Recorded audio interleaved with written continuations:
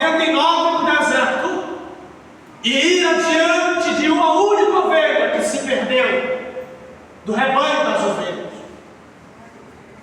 Desta parábola da ovelha, ela está descrita no Evangelho de Mateus e no Evangelho de Lucas, o qual acabamos de ler. Só que o mais interessante, ao analisar os textos de Mateus e de Lucas, percebemos que Jesus ele está contando esta parábola duas vezes, em situações diferentes, porque no contexto histórico, isso significa que ele usa esta parábola em duas ocasiões diferentes e com propósitos diferentes em seu ministério. Apesar disso, a mensagem da ovelha ela é a mesma nas duas ocasiões.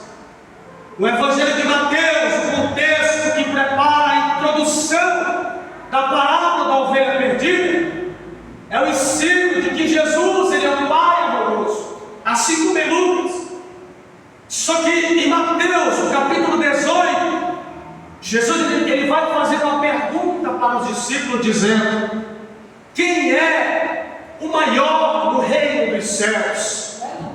Para responder esta pergunta, Jesus ele coloca uma criança diante deles e disse: em verdade vos digo que se não vos converterdes e não vos fizerdes como menino, de modo algum entrareis no reino de Deus. Aleluia. E na sequência Jesus advertiu os discípulos sobre o perigo de fazer com que esses pequeninos tropecem ou mesmo desprezá-lo de alguma forma. E nesse sentido Jesus conta a parábola da ovelha perdida para os discípulos.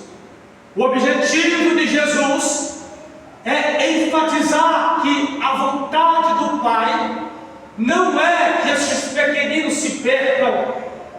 A vontade do Pai é que nenhum deles se percam do rebanho das ovelhas de Cristo. Aleluia. No Evangelho de Lucas, o contexto da parábola é mais diferente, mas tem o mesmo sentido, porque mostra Jesus em uma situação que ele estava cercado por publicanos e pecadores.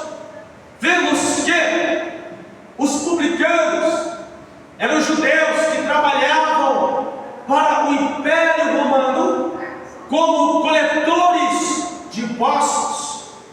Já os chamados pecadores eram todas as demais pessoas marginalizadas de forma moral e também de má reputação para a sociedade.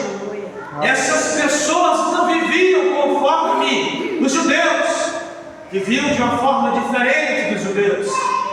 É por isso que o povo judeu não acolhia os publicanos e muito menos os pecadores. Os fariseus e os escribas, eles tinham um erro muito grande, que era a religiosidade de não se envolver com os pecadores e com os publicanos. É por isso que os judeus,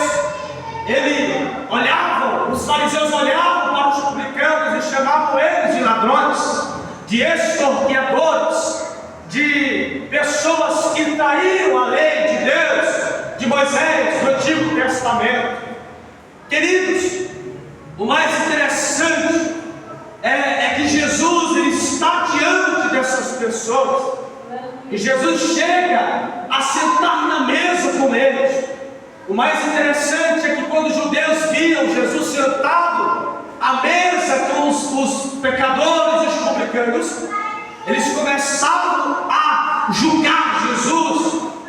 Eles começavam a dizer que Jesus